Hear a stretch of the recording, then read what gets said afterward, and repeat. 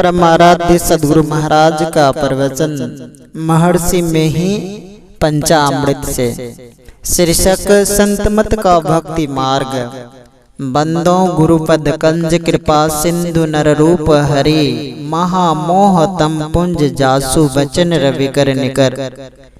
धर्म प्रेमी प्यारे लोगों, मेरे आवाज से आप लोग समझ सकते होंगे कि मेरा स्वास्थ्य इस समय यहाँ हरिद्वार आने योग्य नहीं था, फिर भी कर्तव्यवश आ गया हूँ।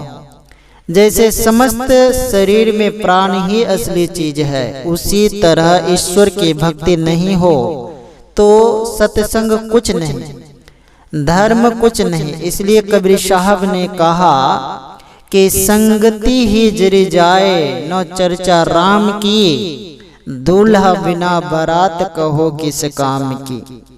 गोस्वामी तुलसीदास जी ने कहा है, जोग कुजोग ज्ञान अज्ञानो जह नहीं राम प्रेम प्रधानो। ईश्वर भक्ति एक खास चीज है।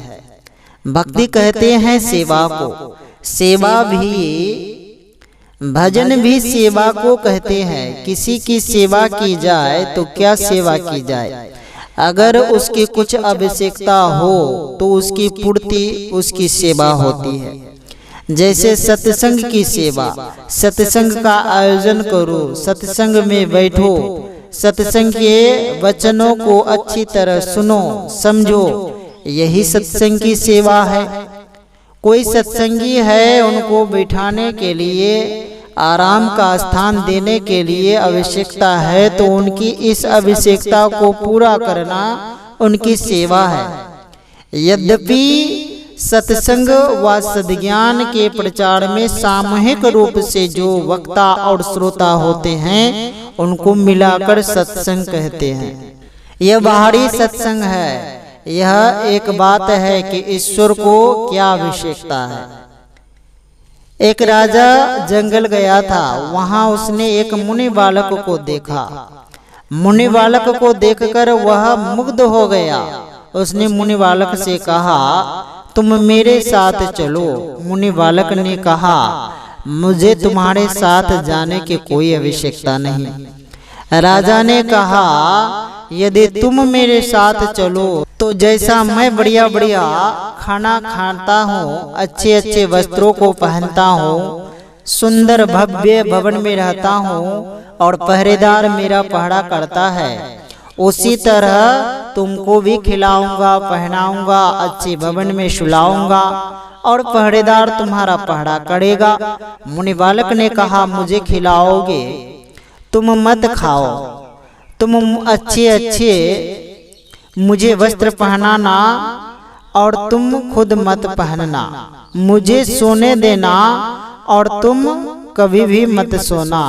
यदि इस शर्त को मंजूर करो तो मैं तुम्हारे साथ चल सकता हूँ। राजा ने कहा, ऐसा तो नहीं हो सकता। मुनि बालक ने कहा, तब मैं आपके साथ नहीं जा सकता। हमारे जो मालिक है, हमारे जो राजा है, वे कुछ खाते नहीं हैं, मुझे खिलाते हैं। वे कुछ पहनते नहीं हैं, मुझे पहनाते हैं। मैं सोता हूँ और वे जग कर मेरा पहरा करते हैं। ऐसे राजा को छोड़कर मैं तुम्हारे साथ जाऊं? ऐसे राजा को छोड़कर मैं तुम्हारे साथ कभी भी नहीं जा सकता। मुझे तुम्हारी कोई आवश्यकता नहीं है। इसी तरह ईश्वर को कोई आवश्यकता नहीं। ईश्वर को किसी तरह का कष्ट होता ही नहीं। उसकी रक्षा का भार कौन उठावे, क्यों उठावे। गंगा सेवन करने लोग जाते हैं तो कष्ट उठा उठा कर जाते हैं। सवारियां हैं लेकिन पैदल जाते हैं। कितने आदमी दंड प्रणाम करते जाते हैं। गंगा सेवन करते हैं, क्या सेवन करते हैं? गंगा जल का पान करते हैं, गंगा जल में स्नान करते हैं तथा उसकी हवा में टहलते हैं। इसी को गंगा सेवन कहते हैं। इसी तरह ईश्वर की भी सेवा है। लोग गंगा जाते हैं, सेत बांध जाते हैं। जिस समुद्र में, जिस तीर्थ में श्रद्धा पूर्वक जाते हैं, वह उनकी सेवा है। यहाँ पर क्या है, ईश्वर के लिए जो सच्चा ज्ञान है वह यह है कि वे इंद्रियों से परे हैं। राम स्वरूप तुम्हार वचन गोचर बुद्धि पर, अभिगत कथ अपार नेति नेति नित्य निगम कहा। गो गोचर जहाँ लगी मन जाई, सो सब माया जानहु भाई।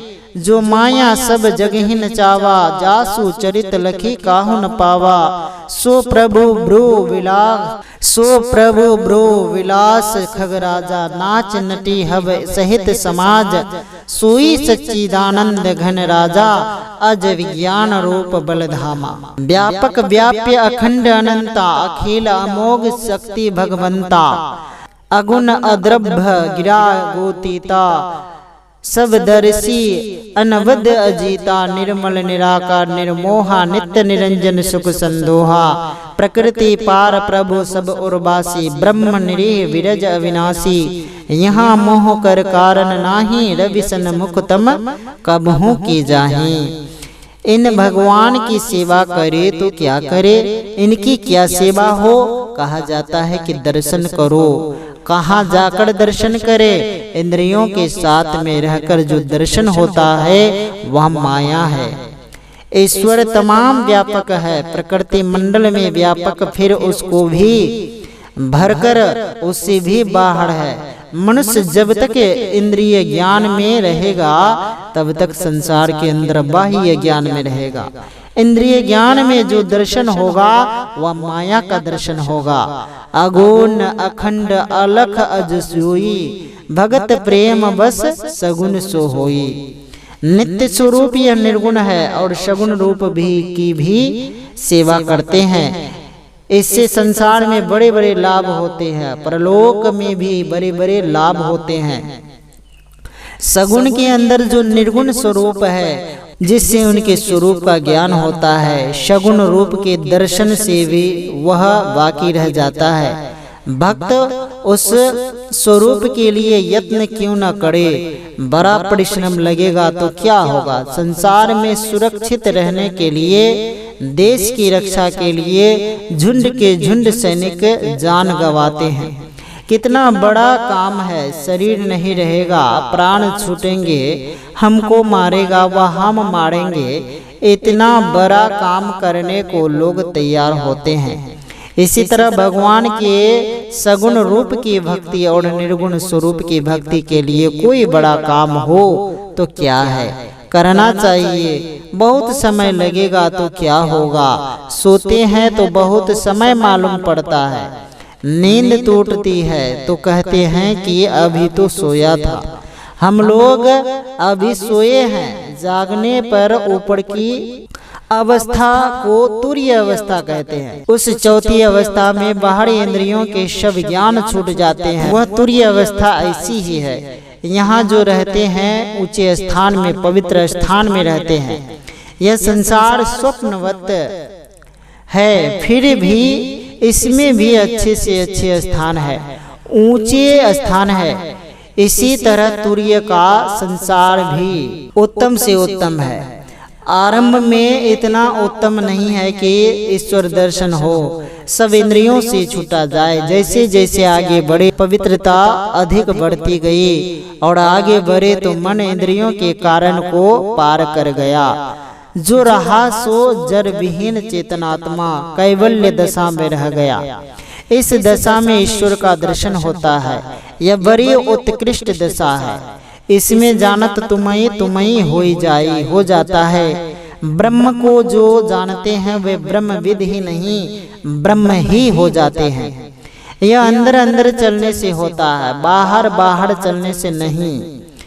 साधारणतः जागृत, स्वप्न और सुसुप्ति इसी में आते जाते रहते हैं। भजन किया, तुरीय अवस्था में प्रवेश किया, मैं कहूँगा कि कई जन्मों तक इस अवस्था में रहना होगा, उत्तम उत्तम स्थान में रहना होगा और अंत में ईश्वर दर्शन होगा।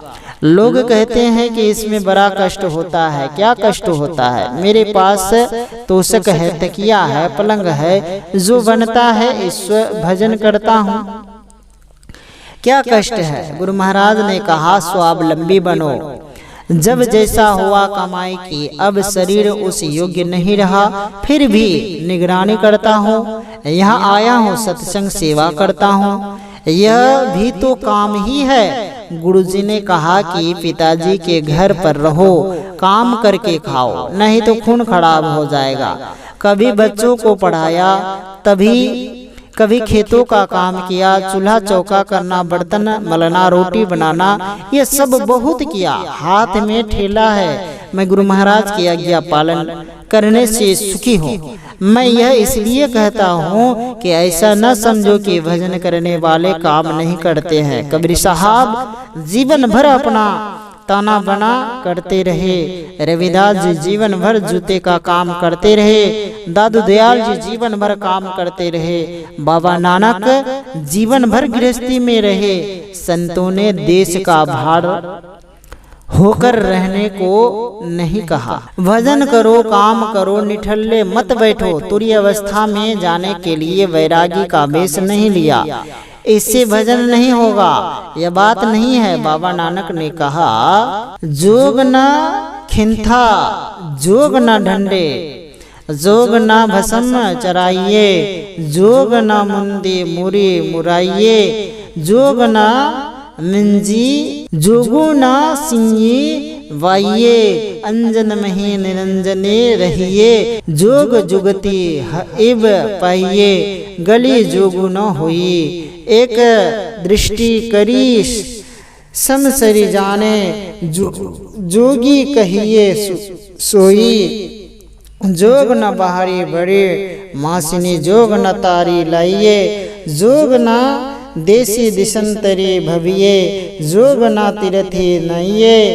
अंजन माही निरंजन रहिए, जोग कुजगी जुगती इब पाइये, सतगुरु भेटी ता सहसा टूटे, धावतो वरजी रहिए, निजरू झरे सहज धुनि लागे, घर ही परचा पाइये, अंजन माही निरंजन रहिया, जोग को जगती एव पाइये, नानक जीवत्यों मड़ी रहिए, ऐसा जोग कमाइये, बाजे बजहो सिंजी, बाजे तो निर्भव पदु पाइये, अंजन मही निरंजनी रहिए, जोगों को जुगती एव पाइये। जो दृष्टि को एक करता है, समता प्राप्त करता है, वह योगी होता है। इसलिए 10 गुरुओं ने संसार के बहुत काम किए। इसमें दूसरे और तीसरे गुरु गृह त्यागी हुए और बाबा नानक तो घर में रहते हुए त्यागी थे। 10वें गुरु ने तो इसकी पराकाष्ठा को दिखा दिया। उन्होंने बहुत कष्टों को सहा। संत महात्मा घर छोड़ने को नहीं कहते। कबीर साहब कहते हैं, अवधू भूले को घर लावे, अवधू भूले को घर लावे, सुजन हमको भावे, घर में जोग भोग घर ही में, घर तेजी बन नहीं जावे, बन के गए कल्पना उपजे, तब धों कहाँ समावे, घर में जुगती मुक्ति घर ही में, जो गुरु अलख लखावे, सहज शून्य में रहे समाना, सहज समाधि लगावे, उन मुनि रहे ब्रह्म को चिन्हे, परम तत्व को ध्यावे, सुरत निरत से मेला करे के अनहद नाद बजावे, घर में वसत वस्तु भी घर है, घर ही वस्तु मिलावे, कहे कबीर सुनो हो अवधो, ज्यों का त्यों ठहरावे। उन्होंने कहा ही नहीं, करके दिखा दिया। करते जाइए, करने से है होगा। भक्ति में ईश्वर की सगुण भक्ति छोड़कर निर्गुण भक्ति में कोई नहीं जा सकते। यह फाजिल ज्ञान है कि कोई सगुण के कोई निर्गुण के भक्त होते हैं। कबीर साहब अन्य इष्ट को नहीं रखकर गुरु को इष्ट रखते थे। गुरु सगुण है कि निर्गुण, ज्योति अंतर ज्योति सगुण ही है और अंतरनाद भी सगुण ही है। निर्गुण नाद तो एक ही है, उस उत्तम नाद की परख होती है, तब निर्गुण भजन होता है।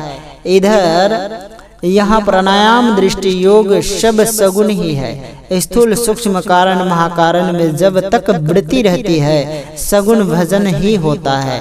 उससे ऊपर जाने से निर्गुण भजन होता है। निर्गुण के बारे में कहने से निर्गुण भजन नहीं होता।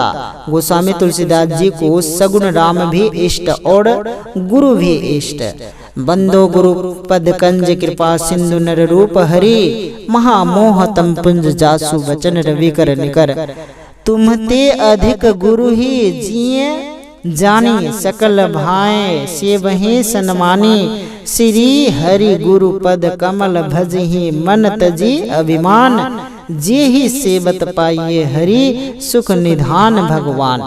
कबीर साहब और गुरु नानक साहब ने आरंभ में इष्ट में गुरु को ही माना और आखिर में उनका निर्गुण होता है, पहले ही निर्गुण नहीं होता। बाबा मुंह से कहने से क्या होगा। मुझे बहुत दिन हुए इन बातों को समझते समझते। भक्ति का आरंभ सगुण से होता है और अंत निर्गुण है। गोस्वामी तुलसीकृत रामायण में है, प्रथम भगति संतन कर संगा, दूसरी रति मम कथा प्रसंगा। गुरुपद पंकज सेवा, तीसरी भगति अमान, चौथी भगति मम गुण गण करई कपट तजियान। मंत्र जाप मम दृढ़ विश्वासा, पंचम भजन सुवेद प्रकाशा। छठ दम शील बिरति बहुकर्मा, निरत निरंतर सज्जन धर्मा।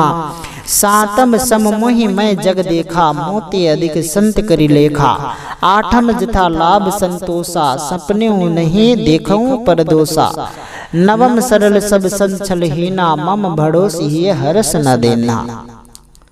सबरी मतंग ऋषि की शिष्या थी। वह बहुत ज्ञान जानती थी, केवल सुन सुनकर जानती थी। ज्ञान केवल अक्षर पढ़ने से नहीं होता है। 5 भक्ति तक लोग समझ जाते हैं। इसमें रहस्य क्या है। नित्य प्रति दर्शन साधु के और साधुन के संग, तुलसी काहे वियोग ते नाही लगा हरि रंग। मंतुर में संसार में तन साधुन के संग, तुलसी याही वियोग ते नहीं लगा हरि रंग। साधु संग करो तो एकाग्र मन से बैठो। साधु संग में जाओ तो कथा प्रसंग स्वाभाविक होता है, उसको मन लगाकर सुनो। सत्संग हो व कोई पंडित कथा कहते हो तो मन से सुनो। बाहर में आंख से आंसू बहे और मन में रहे कि लोग हमको भक्त समझे, तो यह कीर्तन नहीं है। जब तो ऐसा हो कि उसकी मादकता आ जाए, केवल माला में जप करो, मन भागे तो क्या होगा। ऐसा जप ठीक नहीं। एकाग्र मन से जो जप होता है वही जप है। तन थेर मन थेर वचन थेर, सुरत निरत थेर होए। कह कबीर इस पलकों को कल्प न पावे कोई। मन लगते लगते एकाग्रता की ओर झुकेगा, मन में एकाग्रता की बल होगा। छठी भक्ति यह है कि दमशील अर्थात इंद्रियों के निग्रह का स्वभाव वाले बनो और बहुत से कर्मों से अपने को हटा लो। सज्जनों के धर्म के अनुसार चलो। सज्जनों का धर्म है झूठ चोरी नशा हिंसा और व्यभिचार। इन 5 पापों को नहीं करना। हिंसा नहीं करने के अंदर मत्स्य मांस का नहीं खाना है। लोग कहते हैं देश में युद्ध होगा तो हिंसा के डर से युद्ध छोड़ दे। नहीं नहीं, लड़ना होगा। जैसे कृषकों के लिए कृषि कर्म है, वैसे ही युद्ध अनिवार्य हिंसा है। लोग कहने लगे कि तब तो इसका भी पाप लगेगा। मैंने कहा हाँ, तो उसको भोग लिया जाएगा। मुझे एक जैन साधु से भेंट हुई थी, उनसे इस संबंध में बातचीत हुई थी। उनको भी कहना पड़ा कि शत्रुओं के आक्रमण करने पर युद्ध करना अनिवार्य हिंसा है। और अपनी एक कथा सुनाई कि एक जैनी राजा ने युद्ध में 1 लाख को मारा था। इस अनिवार्य हिंसा को साधु भी मना नहीं करते और जीव के वश होकर अथवा व्यवसाय के ख्याल को हिंसा करना ठीक नहीं है। मन से वचन से हिंसा होती है, जान से मार डालता है, यह भी हिंसा है। खेती और युद्ध की हिंसा अनिवार्य हिंसा है। युद्ध करने वाले भी मांस मछली नहीं खाते और युद्ध करते हैं। श्री रामायण जी की कथा क्या बताती है? रावण दल के लोग मत्स्य मांस खाते थे और राम दल के वीर लोग फल फूल खाते थे। फल क्या हुआ? कंदमूल फल खाने वाले जीत गए और महिष खाए और मदिरा पाना वाले लोग हार गए। युद्ध करो लेकिन मत्स्य मांस खाना कोई आवश्यकता नहीं है। जो झूठ चोरी नशा हिंसा वे विचार नहीं करते वे सज्जन है। सज्जन बनकर रहो, इसकी बड़ी आवश्यकता है। इंद्रियों को रोकने का स्वभाव वाला बनो, ये बड़ी बात है। बुद्धि से विचार से कभी रुकेगी नहीं, कभी नहीं रुकेगी। इंद्रियां विषयों में कैसे चलती है इसको जानो। इंद्रियों के साथ साथ चेतन धारा है, तब इंद्रियां विषयों में जाती है। स्वप्न में कोई देखे कि मैं गन्ना उस वाक्य ताड़ी चबाता हूँ तो उसको गन्ने की मिठास मालूम होती है। गहरी नींद में मन बाहरी विषयों में नहीं जाता। संतों ने कहा कि जागृत स्वप्न सुषुप्ति के स्थान से अपने को ऊपर उठाओ। ऊपर उठाने पर तुरीय अवस्था होती है। अधिक शक्ति हो जाने पर जब तक तुरीय में रहना होगा रहेगा, उसको बाहरी विषयों से घृणा हो जाएगी। अंदर में ऐसा रस मिलता है कि बाहर का रस बेरस हो जाता है। यह दृष्टि योग के अभ्यास से होता है। इसको सांभवी मुद्रा, वैष्णवी मुद्रा भी कहते हैं। जहाँ दृष्टि रहती है वहाँ मन रहता है। जैसे किसी चीज को दोनों हाथों से खूब जोर से पकड़ो तो शरीर का सारा बल उस ओर हो जाता है। उसी तरह दृष्टि साधन से दृष्टि जहाँ टिकी रहती है तो शरीर की सभी धाराएं वहाँ सिमट जाती है। दसेंद्रिय थाके शून्यते बंधना, दसों इंद्रियों की धारे वहाँ सिमट कर बंध जाती है। इस तरह से दृष्टि योग करता हुआ रहे और विचार से भी विषयों को रोकता हुआ रहे तो दमशील हो जाएगा। इसमें भक्ति क्या हुई? बड़ी भक्ति हुई। बहिर्मुख से अंतर्मुख हुआ, बाहर विषयों की ओर से हटकर ईश्वर की ओर हो गया। लेकिन केवल दम के साधन से पूर्णता नहीं होती, इसलिए सम का साधन है। बिना सम के सम नहीं होगा। इंद्रियों का संग छूटे, इसलिए नादानुसंधान है। महायोगी शंकराचार्य ने नादानुसंधान की वंदना की है और कहा है कि नादानुसंधान नमस्तुभ्यं त्वा मन में है तव्य पदम लयानाम भवत प्रसादात पवनेन शाकम विलियते विष्णु पदे मनो में। अर्थात हे नादानुसंधान, आपको नमस्कार है। आप परम पद में स्थिर कराते हैं। आपके ही प्रसाद से मेरा प्राण वायु और मन ये दोनों विष्णु के परम पद में लय हो जाएंगे। कबीर साहब ने कहा है, शब्द खोजी मन बस करे, सहज जोग है यह, सत्य शब्द निज सार है, यह तो झूठी देही। जिसको शब्द की खोज कहते हैं उसी को नाद की खोज व नादानुसंधान कहते हैं। यह अंतर्नाद की खोज है, बाहर की नाद की नहीं। साधक साधना करते हुए अंदर में विविध नाद पाते हैं। इसमें दृष्टि का काम नहीं होता, बाहरी कान से भी काम नहीं होता, केवल अंतर्वृत्ति से सुनते हैं। इसमें मन काबू में होता है। नाद बिंदु उपनिषद में लिखा है, नाद गृह्ण तश्चित मंडरंग भुजंगम विश्वमृत विश्व में काग्रकृत छिन्न ही धावते। अर्थात नाग रूप चित्त नाद का अभ्यास करते करते पूर्ण रूप से इसमें लीन हो जाता है और सभी विषयों को भूलकर अपने को एकाग्र करता है। मनोमत्त गजेन्द्रियस्य विषयोध्यानचारिणः नियामन सामर्थो अयम निदानो निशितांग कुशः। नाद मदांत हाथी रूप चित्त को जो विषयों की आनंद वाटिका में विचरण करता है, रोकने के लिए तीव्र अंकुश का काम करता है। नादो अंतरंग सारंग बंधने वायु रायते अंतरंग समुद्रस्य रोधे विलायते विवाह।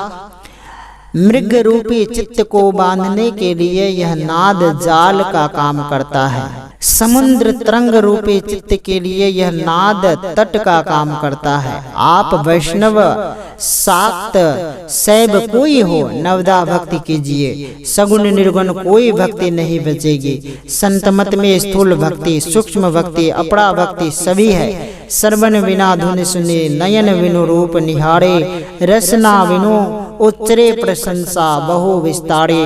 नृत्य चरण बिनु करे, हस्त बिनु ताल बजावे, अंग बिना मिले संग बहुत आनंद चरावे। बिनु शीस नवे जहाँ सेव्य की को सेवक भाव लिए रहे, मिले परमात्म सो आत्म परा भक्ति सुंदर कहे। यही संत मत का भक्ति मार्ग है।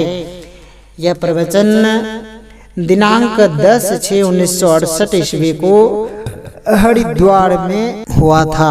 श्री सद्गुरु महाराज की जय।